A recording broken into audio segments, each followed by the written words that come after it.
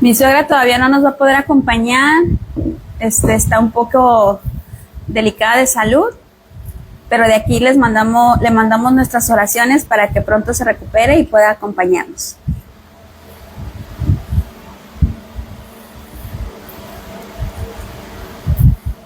Sí la quiero, sí la quiero. Muy bien, ya vamos a empezar. El tema de esta mañana se llama Sin reproches ni críticas. Y es el tema número 13.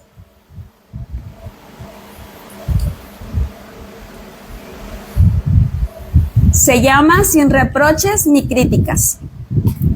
Y dice así, Levítico 19:17. No odies en tu corazón a tu hermano, sino reprende a tu prójimo francamente, para que no cargues pecado por causa de él. Otra vez.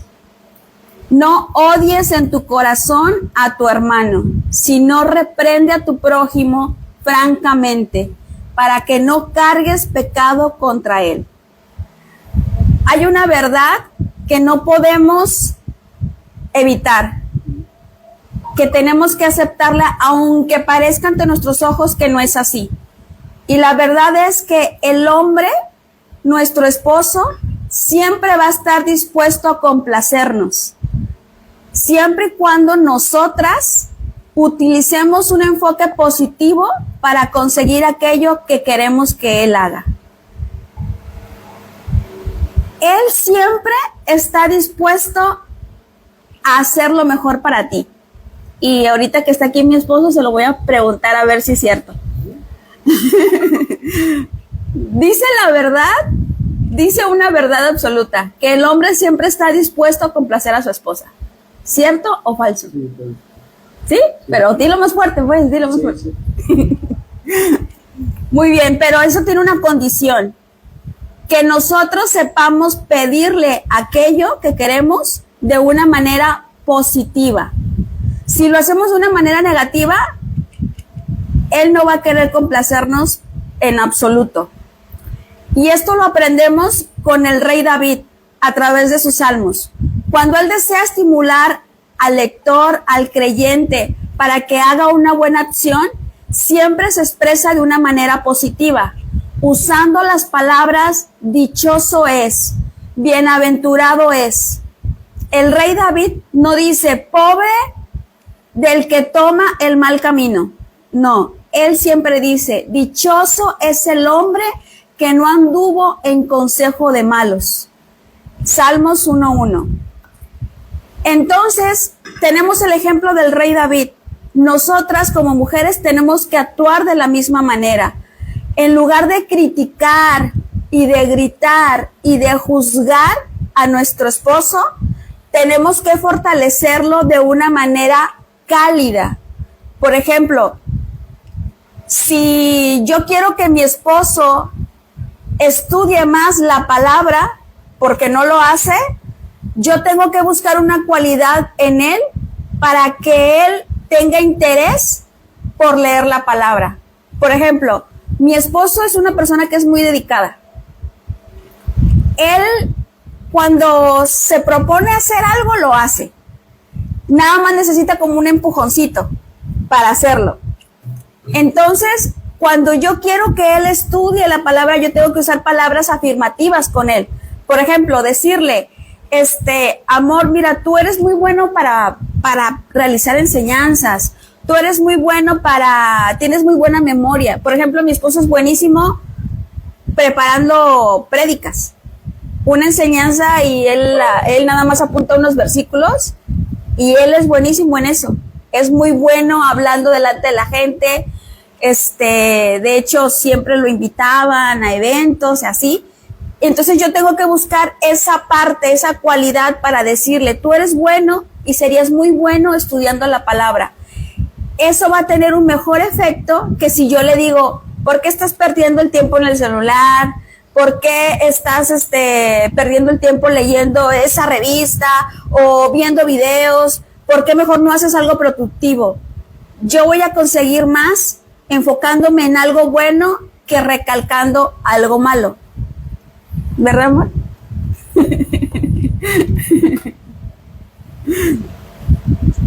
Entonces, si nosotras elegimos enfocar la cuestión o el problema de una manera dulce, nuestro esposo aceptará fácilmente nuestro consejo.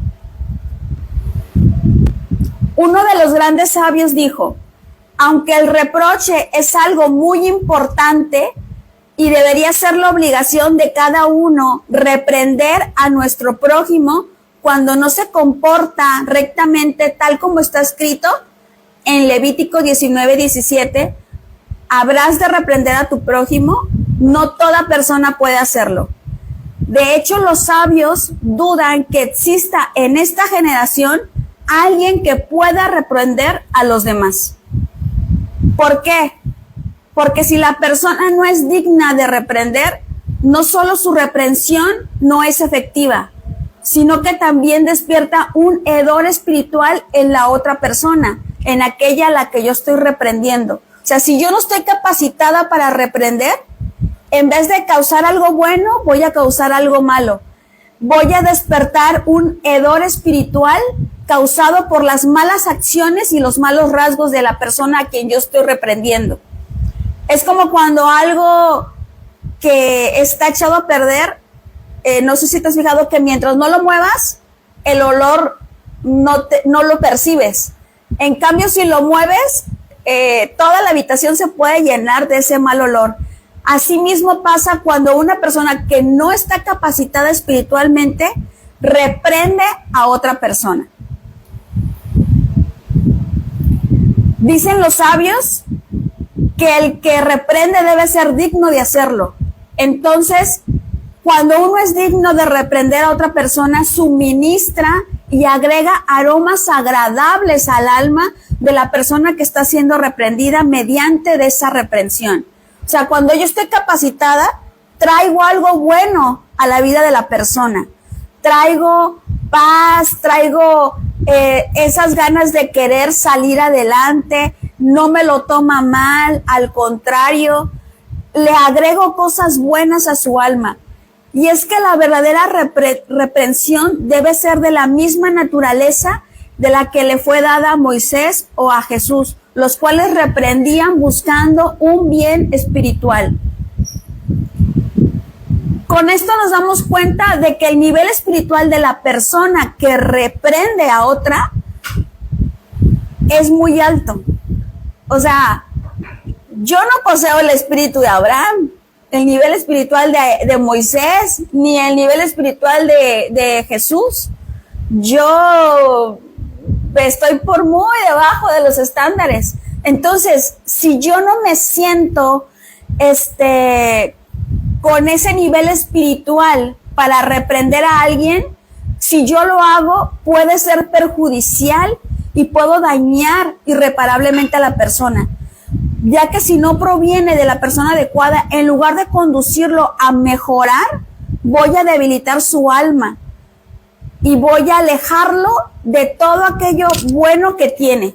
O sea, en vez de darle algo bueno, le voy a traer algo malo.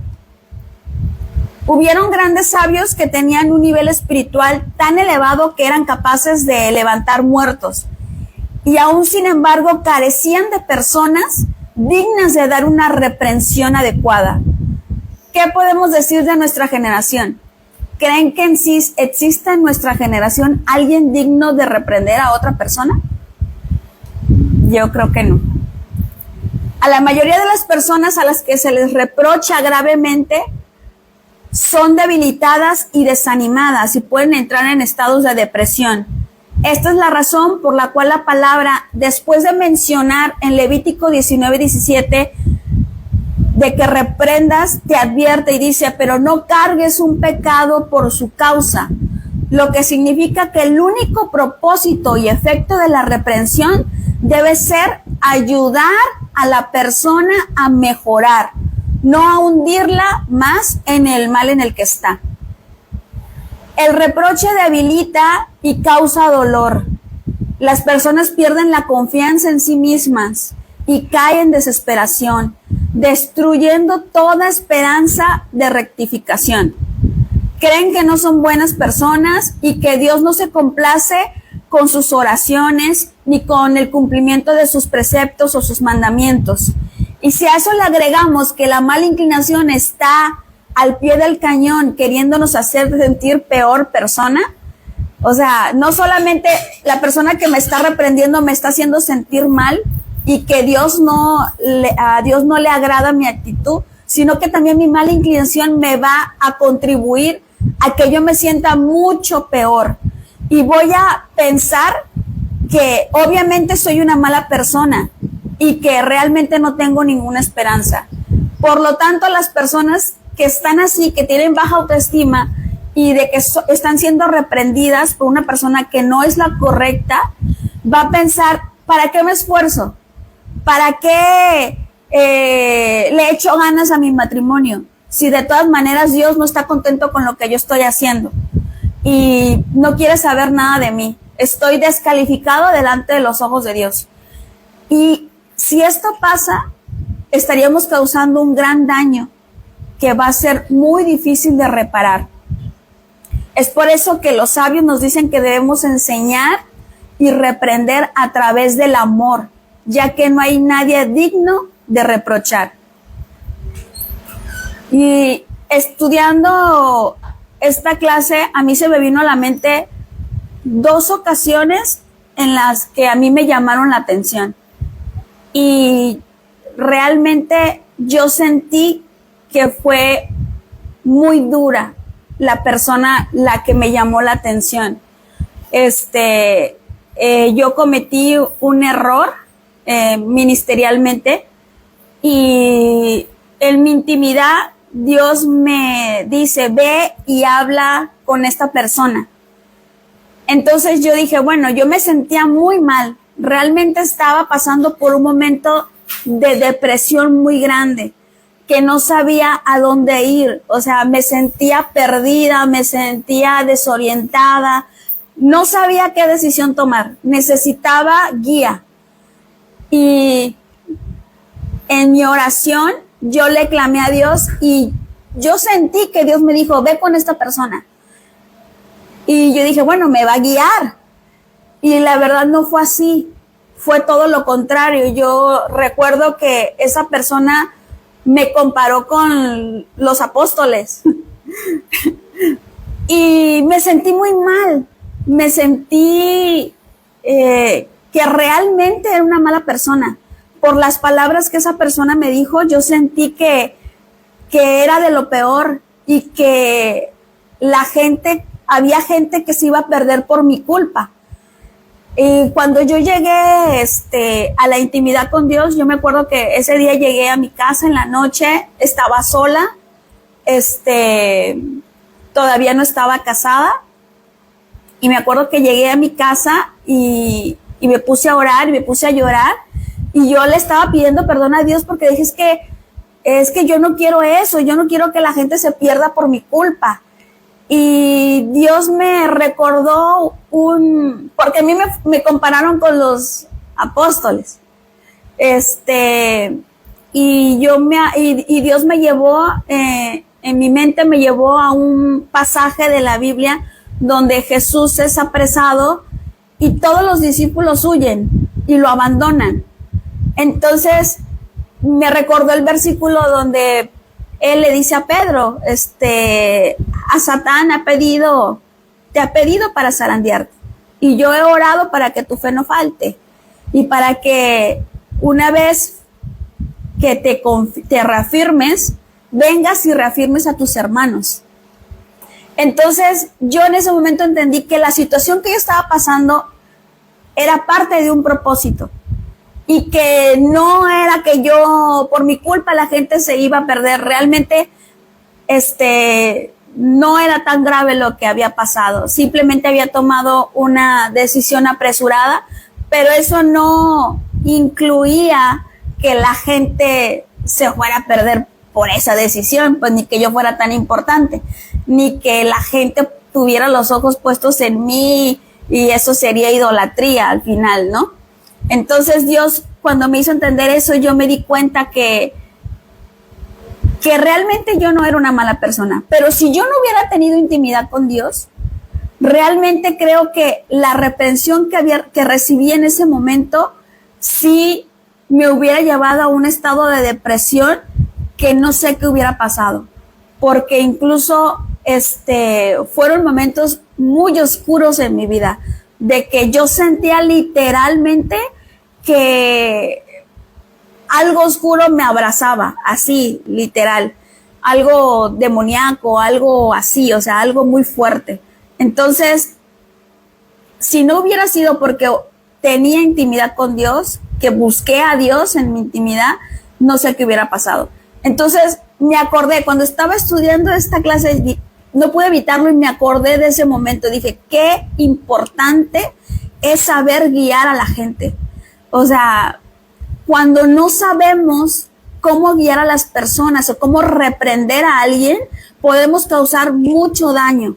Es por eso que los sabios nos dicen que no lo hagamos, que no reprendamos, porque tenemos que tener el espíritu correcto, el nivel espiritual correcto, porque si no lo hacemos de la manera correcta, podemos llevar a una persona al valle de la muerte y puede caer esa persona en una muerte espiritual, que muy difícil podrá salir de ahí. Dice Proverbios 17:10. Una amenaza quebranta el corazón del sabio, pero el necio, aún azotado, no entiende. Aunque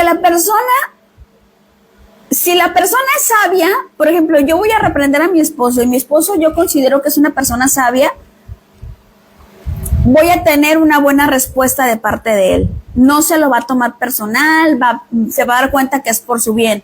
Pero si mi esposo es una persona necia, iracunda, irascible, nada espiritual, lo único que voy a conseguir es que él sienta que lo estoy atacando. Él se va a sentir atacado y atacado de una manera muy fuerte. Y no lo va a entender, no va a entender que yo lo que quiero es ayudarlo. Solo un esposo que tiene una gran intimidad con Dios, que es modesto y que es verdaderamente humilde, será capaz de aceptar las críticas de su esposa.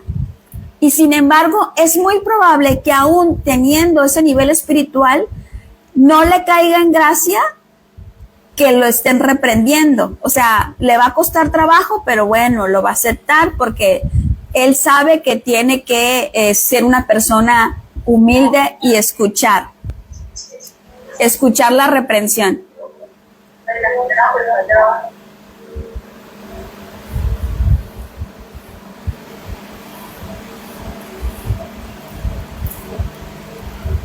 Ahora, si la mujer se dirige a su esposo con palabras de aliento en lugar de críticas, ese hombre que es humilde, que sabe que su esposa quiere lo mejor para él, la va a escuchar y el efecto va a ser muy beneficioso.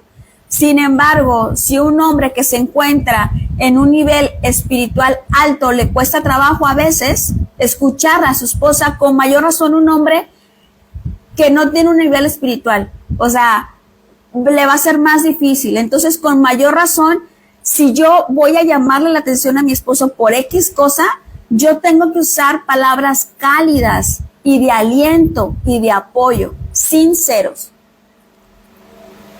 Nosotros tenemos el poder de la motivación. Dios nos ha dado a nosotros para que seamos esa ayuda idónea en la vida de nuestra pareja. Y eso incluye apoyarlo y motivarlo, estimularlo a través de palabras de apoyo. Las palabras bondadosas siempre van a reforzar la confianza en una persona y eso va a contribuir a que nosotros salgamos beneficiadas. Una mujer que reconoce las carencias de su esposo, cualquier carencia que sea, tiene dos caminos. Una, atormentarlo por sus defectos. Decirle, no sirves para nada, eres un mal padre, no eres una persona espiritual, solo eres candil de la calle, oscuridad de tu casa, tienes una doble vida, doble moral. O sea, yo puedo usar ese camino y atormentar a mi esposo todo el tiempo. El otro camino es encontrar palabras positivas para alentarlo a salir adelante. ¿Cómo? Me haces muy feliz, cuando haces tal cosa yo me siento muy contenta, recuerdo cuando estudiábamos, cuando orábamos juntos, yo me sentía mucho mejor. O sea, tengo que buscar cosas buenas y alentarlo. Decirle que él es una maravillosa persona, porque por algo es mi esposo. Entonces yo tengo que ver la manera de alentarlo. Son dos caminos, o lo atormento o lo aliento. Dice Gálatas 6:1, hermanos, cuando alguien se ha sorprendido en alguna falta, ustedes que son espirituales, restáurenlo con espíritu de mansedumbre. Espíritu de mansedumbre, de una manera suave, de una manera benigna, de una manera dulce, poniéndote a ti mismo en su lugar. No sea que tú también caigas en la misma tentación. Por ejemplo, si yo voy a reprender a mi esposo porque mi esposo se la pasa perdiendo el tiempo en el celular, por así decirlo, un ejemplo, ¿no? Yo le voy a decir, es que no, ¿cómo es posible que estás perdiendo el tiempo? Yo lo tengo que hacer de una manera sabia. Y poniéndome en sus zapatos, diciendo, bueno, ¿por qué él está haciendo eso? ¿Qué es lo que lo lleva a que esté así? Yo tengo que siempre buscarle el beneficio de la duda, ¿por qué mi esposo está haciendo algo? ¿Para qué? Para que yo no caiga en lo mismo. Porque muchas veces cuando yo no tengo el nivel espiritual para reprender a alguien y yo critico a alguien de algo, realmente lo que estoy criticando es que me estoy reflejando en esa persona, inconscientemente. Por eso es que no me gusta. Por eso es que no me gusta la actitud de mi esposo, porque realmente no. ¿Por qué no me gusta? Porque me estoy viendo a mí misma. Estoy viendo en él lo que a mí no me gusta, lo que yo hago. ¿Sale? Las personas están sedientas de cumplidos. Si tú le dices a un avaro que es generoso, entonces aspirará a ser generoso y buscará ser merecedor de ese cumplido. Sin embargo, si tú le hablas a un avaro y le dices sin filtros, eres un avaro, esa persona se volverá aún más miserable. O sea, una vez más, nos están enseñando que logramos más con palabras positivas que con palabras negativas. Hay una historia que cuenta la historia de un violinista renombrado que al empezar a tocar lo hacía terriblemente mal. Su ejecución era insoportable, irritante, sonaba como el llanto de un perro enfermo. ¿Y qué hizo su esposa? Ciertamente ella tenía que haberle dicho, ya, cállate, es que no entiendes que eso no es para ti, tu violín perturba hasta los muertos en sus tumbas, ya no puedo más, decídete, el violín o yo. Me dio risa porque yo en su momento también hice lo mismo.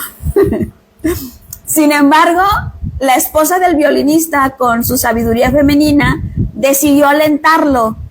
Aunque parecía un caso perdido, le decía lo bien que tocaba y cuánto había mejorado, aun cuando eso no era cierto todavía. Ese estímulo era el resultado de su paciencia y de su voluntad de alentar e inspirar a su esposo a toda costa. Ella dijo, yo voy a alentar a mi esposo. No importa si toca mal, no importa si no me está destruyendo el tímpano, no importa, yo lo voy a alentar para que salga adelante. ¿Y qué fue el resultado? ¿Cuál fue el resultado? Que él empezó a creer que realmente podía llegar a ser un gran violinista. Y así fue. Llegó a ser uno de los más talentosos violinistas del mundo. ¿Qué hubiera pasado si la esposa hubiera actuado apegada a la verdad y hubiera criticado continuamente la forma de tocar de su esposo? Seguramente él habría perdido su aspiración y se había rendido por completo y no estuviera casada con un famoso violinista, sino que estuviera casada con un hombre fracasado, pobre, y que estuviera siempre molesto porque ella, en vez de alentarlo, lo criticó todo el tiempo. Le echaría la culpa a la esposa de que como ella señalaba solamente sus errores, por eso es que él no salió adelante. Porque realmente así pasa. Que cuenten que nuestra boca tiene poder. Si una esposa no puede encontrar la fuerza para alentar a su esposo, debería al menos no reprenderlo ni criticarlo, pues es preferible su silencio. Si tu esposo suele despertarse tarde, por ejemplo, ella deberá permanecer en silencio y no criticarlo, porque eso puede empeorar su relación. Él no va a aceptar la crítica y van a terminar peleándose. Entonces, ¿de qué va a servir todo eso? ¿De qué va a servir que ella le llame la atención? Si tú ya sabes cómo es tu esposo y ya sabes que si tú le dices algo se van a pelear. Entonces, si tú ya sabes que se van a pelear, no digas nada. Quédate callada, así como dice el versículo, callada te ves más bonita. Y es que esta es la regla. Las críticas solo son una receta para más problemas, para dificultades. Por lo tanto, la esposa deberá usar su sabiduría y hacer todo lo posible por ignorar los defectos de su esposo y orar mucho para que Dios los ayude a ambos a salir adelante. El veneno de las críticas. Vamos a ver motivos por los cuales debemos abstenernos de hacer observaciones negativas o críticas a los demás, pero principalmente a nuestro esposo. Proverbios 17, del 19 al 20. Dice así: aquellos que aman la contienda, aman dar ofensas. ¿Qué significa esto? Que mi actitud va a traer pleitos. O sea, si yo amo la contienda, si yo amo tener la razón, si yo amo, estoy viendo a ver en qué momento peleo, mi propia actitud va a traer pleitos y contienda. Continuamos. Aquellos que hacen sus puertas altas están buscando una ruptura. ¿Qué significa esto? Aquellos que hacen sus puertas altas. O sea, aquellos que miran por encima de los demás. O sea, soy una persona altiva y me siento superior a mi esposo. Y como yo sí oro, como yo sí tengo un nivel espiritual alto, entonces miro hacia abajo a mi esposo. Eso significa aquellos que hacen sus puertas altas. O sea, me pongo yo en un pedestal donde mi esposo no me va a poder alcanzar. Entonces, ¿qué es lo que estoy buscando? La ruptura. ¿La ruptura de qué? De cualquier relación, principalmente la de mi matrimonio. La persona de corazón torcido, ¿qué significa corazón torcido? Representa la fuerza dominante de la persona. O sea, mi corazón, ya está mal. Como dijo Jesús, de la abundancia del corazón hablará tu boca. Entonces, si mi corazón está torcido, ¿qué es lo que va a salir de mi boca? Puras cosas malas. No encontrará nada bueno. Aunque yo quiera, si yo tengo el corazón torcido, aunque yo quiera hacer un bien, no lo voy a conseguir. ¿Por qué? Porque mi intención no es la correcta. Y el de lengua de doble ánimo terminará en calamidad. ¿Qué significa? Que soy una persona que habla como que con inocencia, pero que realmente lo que quiero es causar un problema, es hacer sentir mal a los demás. Y yo no sé tú, pero yo en su momento yo lo hice. Yo en su momento, yo me sentía tan espiritual que yo decía, bueno, es que si Dios me muestra a mí la verdad es por algo. Sí, me la muestra porque yo tengo que decirle a mi esposo lo que está bien y lo que está mal. Y me di cuenta, una vez escudriñando mi corazón, que mi intención era hacerlo sentir mal. Hacerlo sentir una persona que era miserable y que no se merecía el amor que yo le daba. Así era.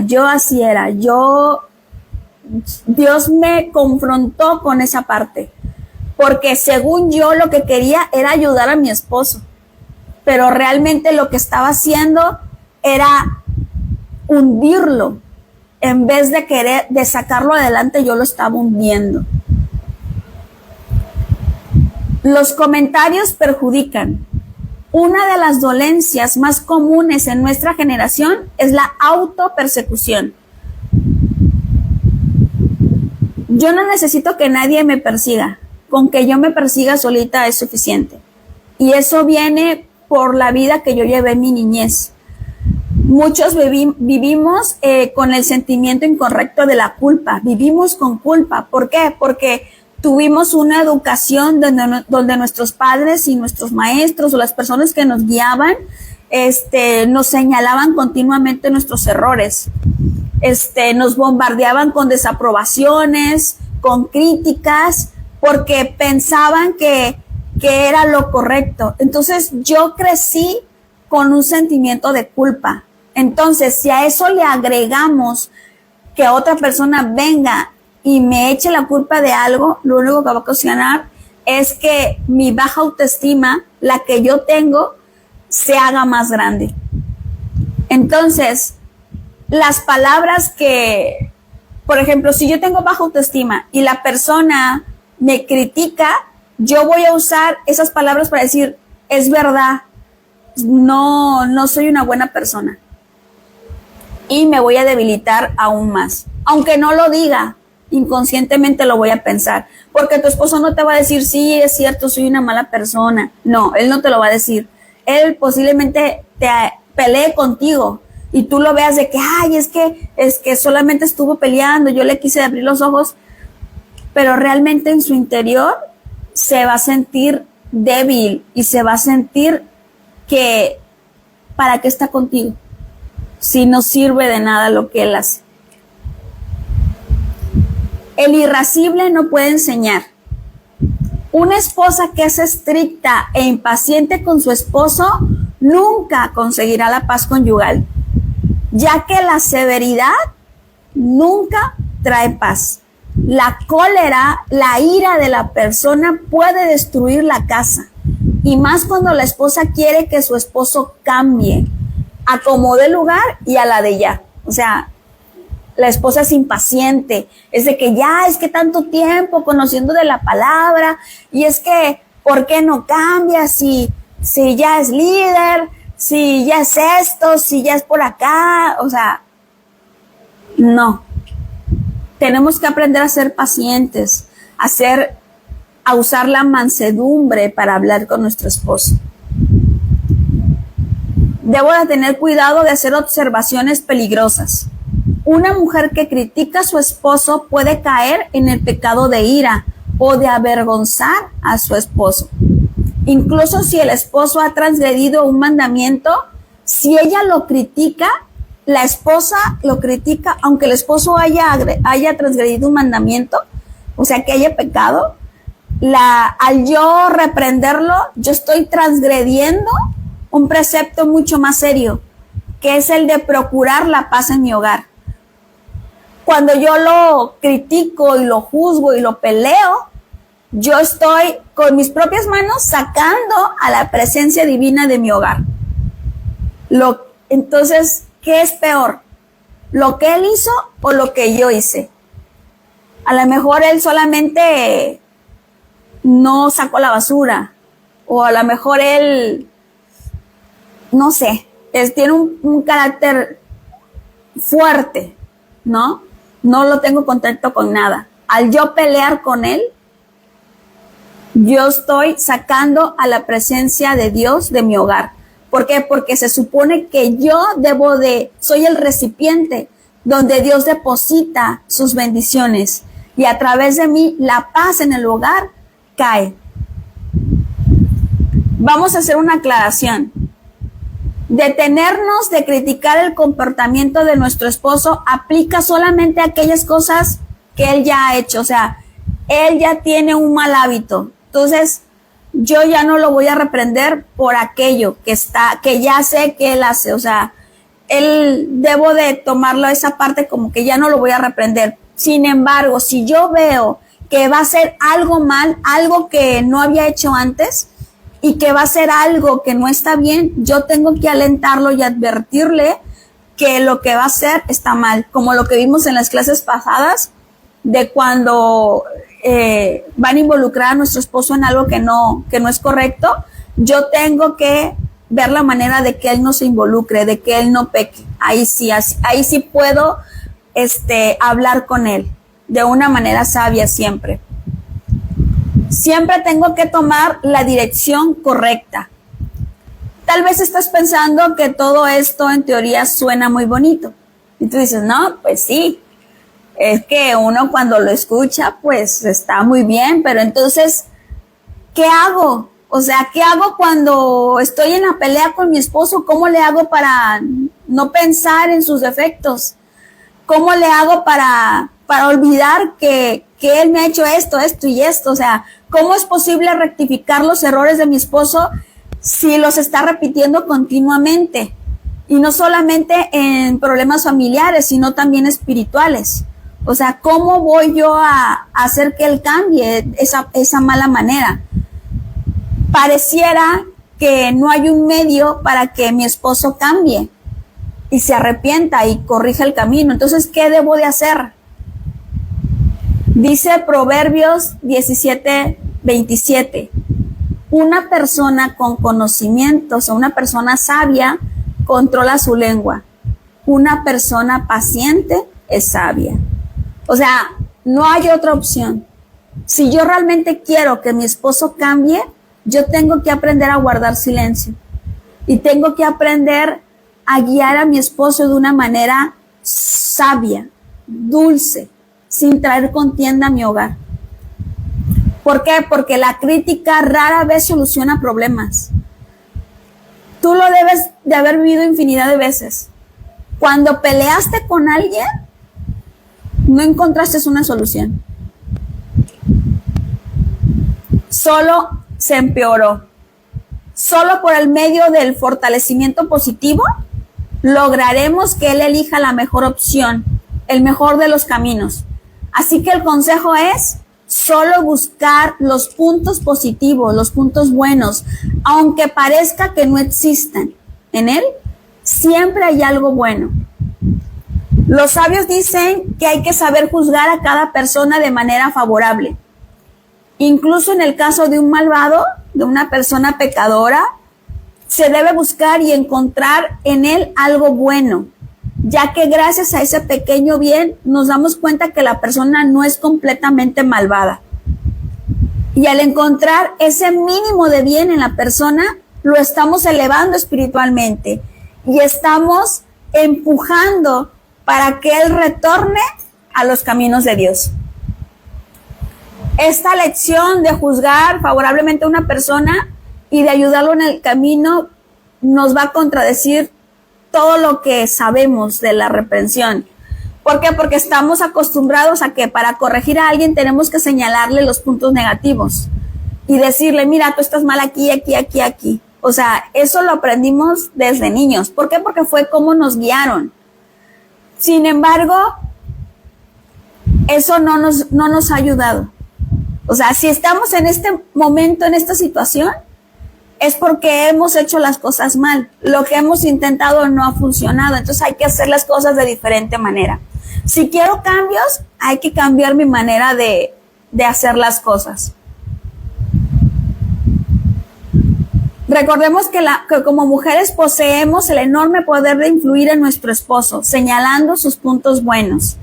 Eso lo ayudará a actuar bien y a que cuando él vea que somos amables y que lo elogiamos, entonces él va a dejar de ser ingrato con ella y siempre va a desear agradarle y buscará la mejor manera de ser agradable a ella en lo que ella espera.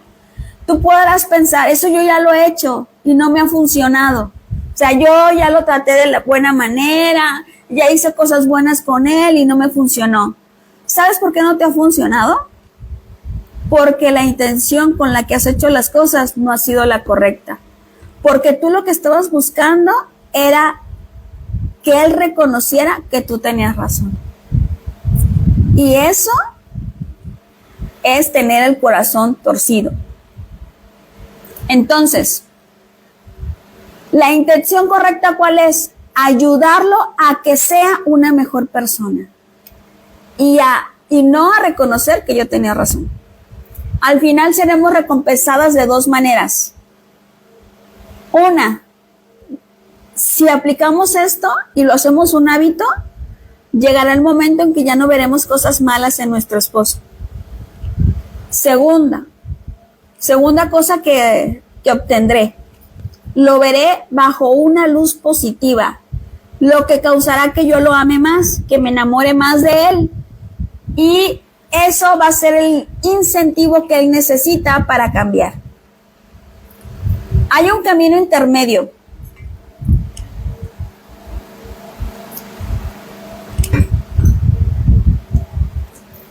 Si después de todo tú quieres reprender a tu esposo, a pesar de todo lo que hemos escuchado, tú lo quieres reprender, debes seguir el camino correcto y debes saber que está prohibido criticarlo en el momento que tu esposo reconoce que se equivocó, porque también para eso somos buenas.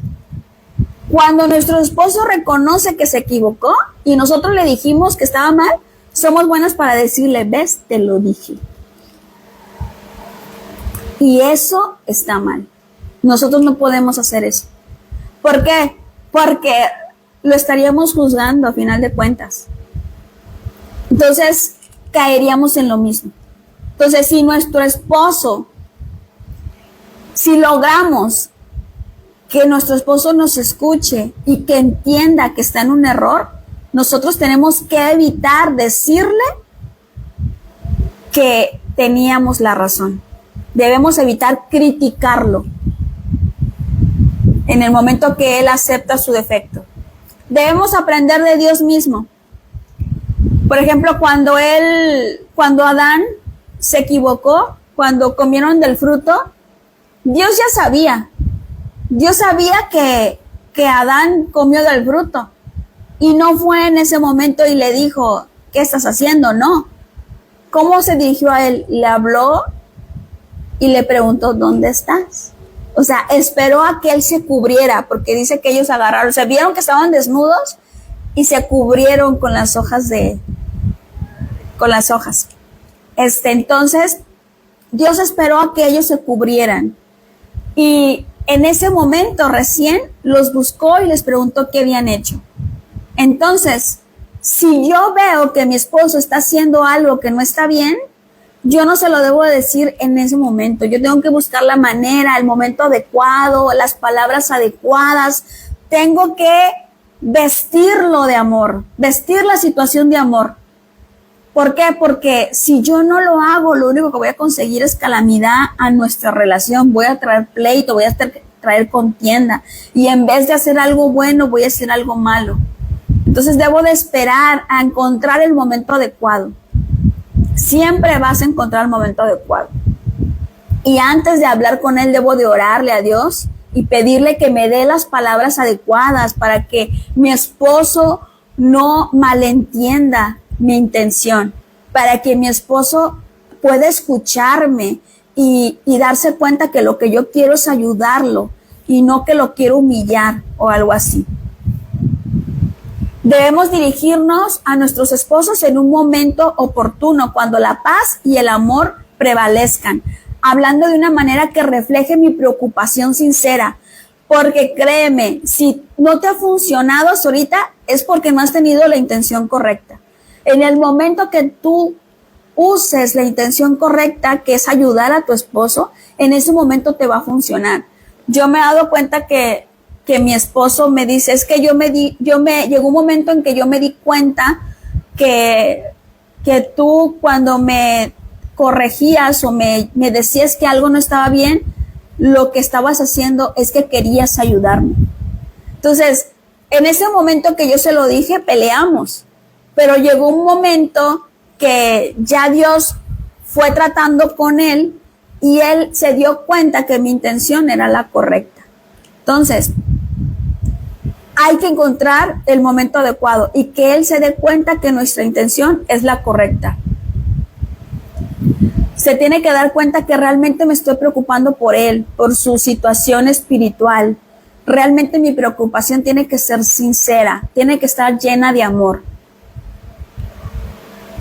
Dice Proverbios 25, del 21 al 22. Si tu enemigo tiene hambre, dale de comer. Dale pan para que coma. Y si tiene sed, dale agua para beber. Pues así estarás poniendo un montón de brasas encendidas sobre su cabeza, y Dios te lo recompensará.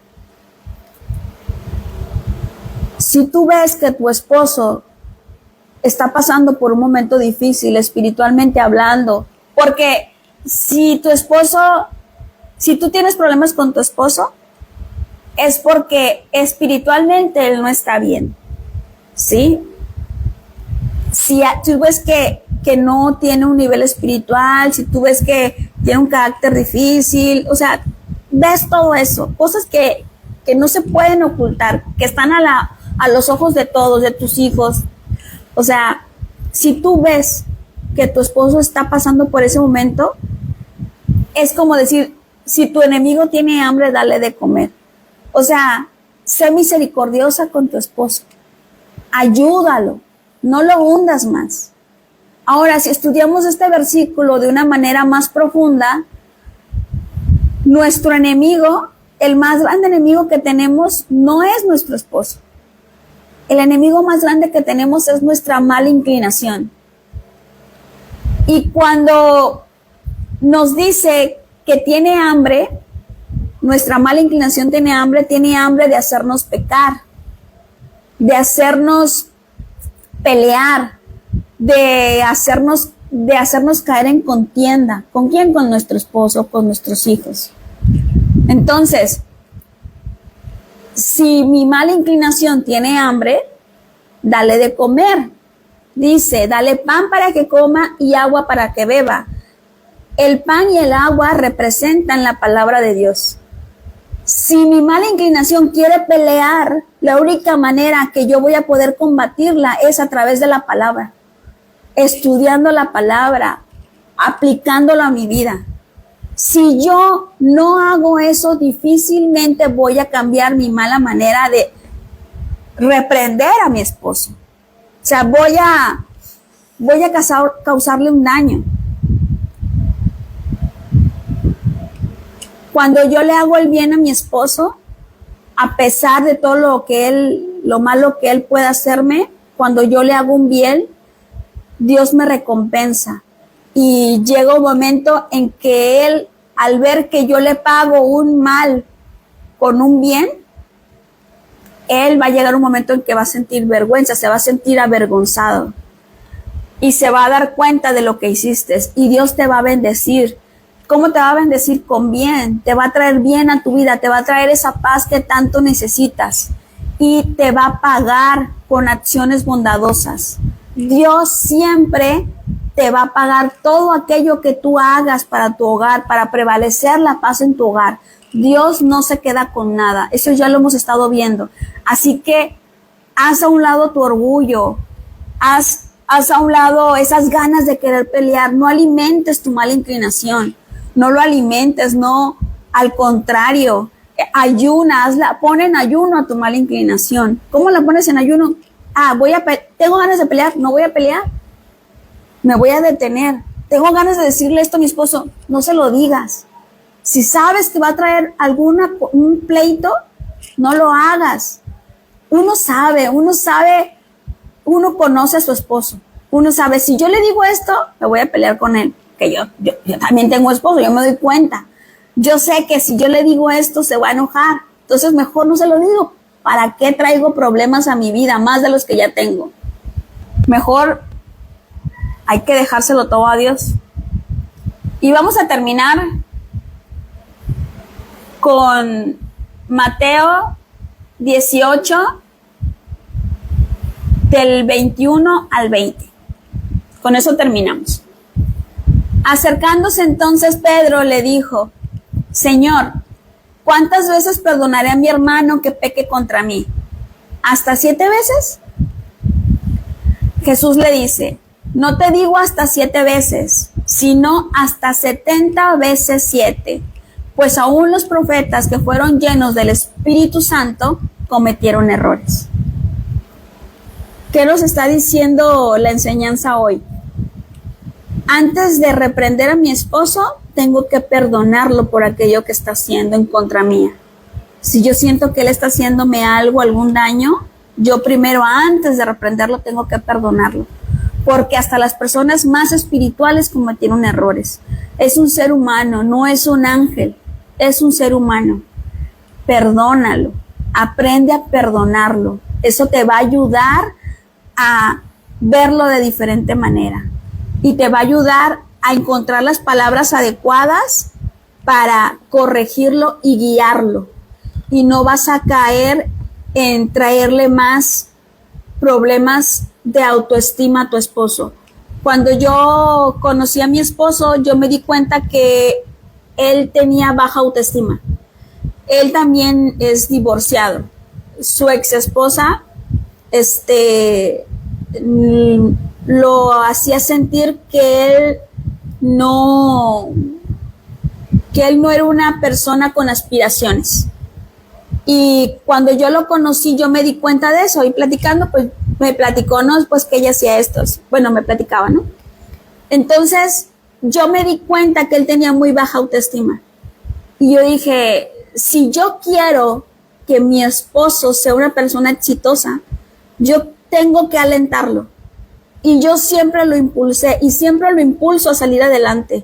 Siempre, cuando yo me doy cuenta, cuando él está pasando por un mal rato, yo le digo, no, amor, no te preocupes, todo va a salir bien, tú échale ganas, mira, las cosas pasan por algo. O sea, siempre aplico la fe, siempre aplico las palabras positivas, las palabras de aliento. Y hoy, a estas alturas de nuestra vida, yo me doy cuenta que esas cosas en las que yo trabajé, que yo me di cuenta, han rendido fruto, ¿sí? ¿Por qué? Porque yo me doy cuenta de mi esposo es diferente a cuando yo lo conocí. Cuando yo lo conocí, mi esposo tenía baja autoestima, sentía que no era capaz de lograr nada y sentía que no era capaz de salir adelante. Y ahora es todo lo contrario. Y cada día me siento más orgullosa de él, y cada día me alegra ver que se propone algo y lo consigue. O sea, trabajamos, él y yo trabajé con él, lo ayudé a mejorar su autoestima. Sí, yo cometí errores también y lo critiqué muchas veces, pero me di cuenta, gracias a Dios me di cuenta que no estaba usando la manera correcta para corregirlo. Al contrario, estaba haciéndolo sentir mal y estaba menospreciándolo, haciéndolo sentir miserable. Entonces, cuando Dios me muestra cuál era el mejor camino para que él cambiara, pues yo lo tomé. Entonces, ¿con qué nos quedamos? Aprende a perdonar, aprende a pasar por alto ciertas cosas y busca la manera adecuada de guiar a tu esposo. Porque si tú te vas a criticarlo, lo único que vas a conseguir es que él no reciba ese consejo. Tienes que ser una persona sabia y buscar la manera para guiarlo. Amén. Y bueno, vamos a ver, ¿tienen alguna duda?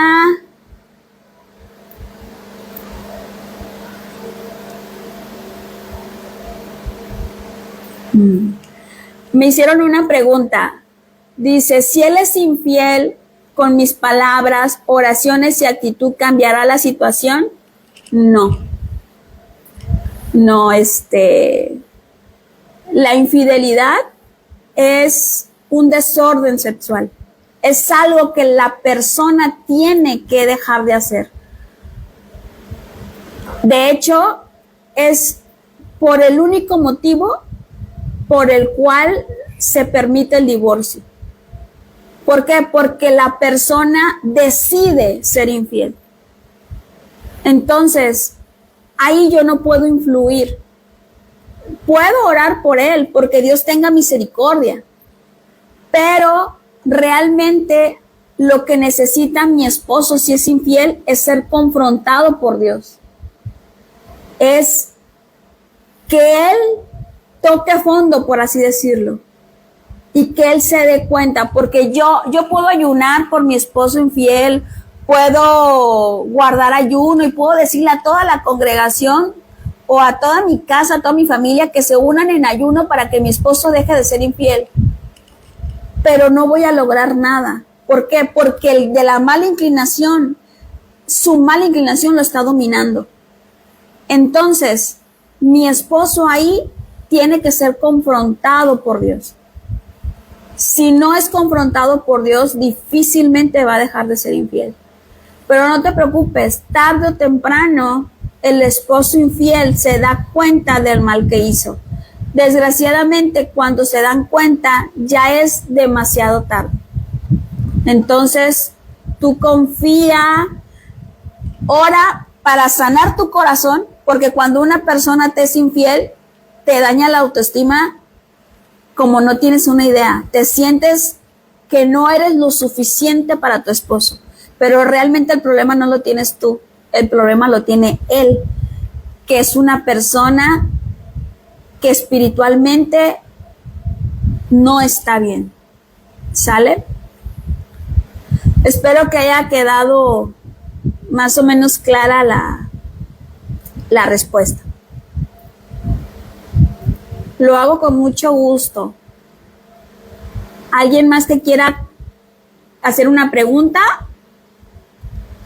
¿O estamos bien?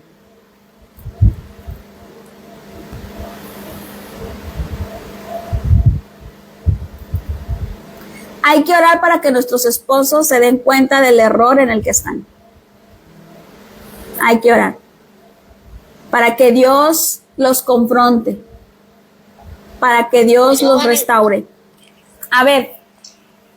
Vale, yo lo que quiero es darte las gracias por todo, por estas clases que nos das, porque la verdad, sinceramente, a pesar de yo tener tantos años de matrimonio, o sea, muchísimos años, uno no aprende, no se enseña a uno nunca, o sea, conforme a la vida, uno no se enseña, conforme uno a la vida, como no se enseña a uno así. Ahorita que tú ya estás dando estas enseñanzas, la verdad que son muy nutritivas para la vida matrimonial, y yo te quiero dar las gracias por eso, porque pues no hay muchas personas que se enfocan en los matrimonios, en pláticas de matrimonio, y la verdad que esto es muy nutritiva, y muchísimas gracias, porque a mí en lo personal está ayudando, porque me he ido aplicando lo que entiendo y lo que aprendo. Muchísimas gracias, Vani. Por nada, la quiero mucho. La verdad, pues es que esto nació por mi propia necesidad. O sea, no soy perfecta, pero pues lo que a mí me sirvió lo estamos compartiendo. Y qué bueno que les está sirviendo, qué bueno que se está haciendo de ayuda, y seguimos aprendiendo. Yo también sigo aprendiendo. A veces se me olvida y vuelvo a caer en lo mismo. Pero bueno, hay que retomar el camino. ¿Alguien más? Si no... Hola, bueno. Sí, hola, buenos días a todos, bendiciones. De verdad que cada conferencia, cada día que compartimos taller, pues es un área de oportunidad, un área de crecimiento. De verdad a mí me ha ayudado demasiado. Cuesta mucho trabajo ser dulce en todo momento, pero pues es una lucha constante, y de verdad que me ha funcionado demasiado. Ay, y pues gracias a Dios y gracias a la hermana Vane, que ha sido el medio para instruirnos y para fortalecer nuestros matrimonios, porque al final de la línea, al principio de todo, el fundamento es la familia. Amén. Si estamos en un ambiente sano, pues van a estar sanos y todo va a estar bien. Amén. Y seremos una mejor sociedad. Así es, que eso es lo que estamos buscando, ser mejores. A ver, espérenme, que están tocando la puerta, espérenme. Estaban tocando la puerta. Ya, ahora sí. ¿Alguien más? ¿O ya somos todas? Esto cada día se pone más bueno. Buenos días, buenos días. Buenos días.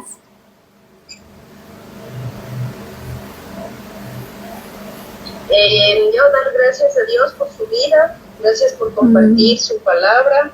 Me hizo regresar a donde pasaba yo también mal. Mi esposo igual, yo soy la segunda esposa de él y vino de como dijo usted, que su esposo tenía la autoestima tan baja. Entonces sí, he sido la persona que alentándole ahí, como bien dice usted, y doy gracias a Dios porque hemos llegado a donde Él ha querido, a donde Dios ha querido, ¿no? Así es.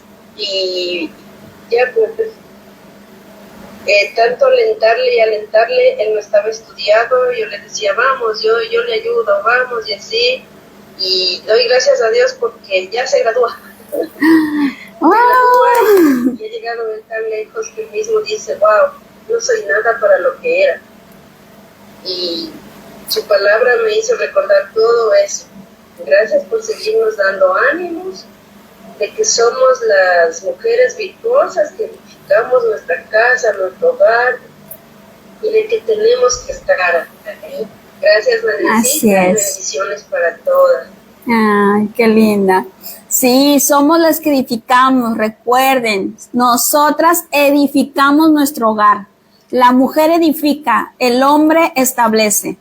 Así que siempre hay que construir, no destruir. ¿Sale?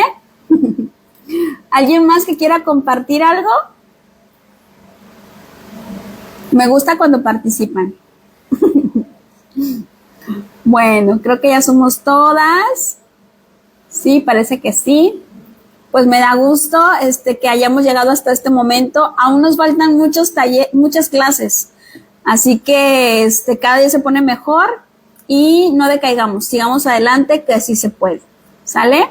Les quiero mucho y nos vemos el próximo sábado.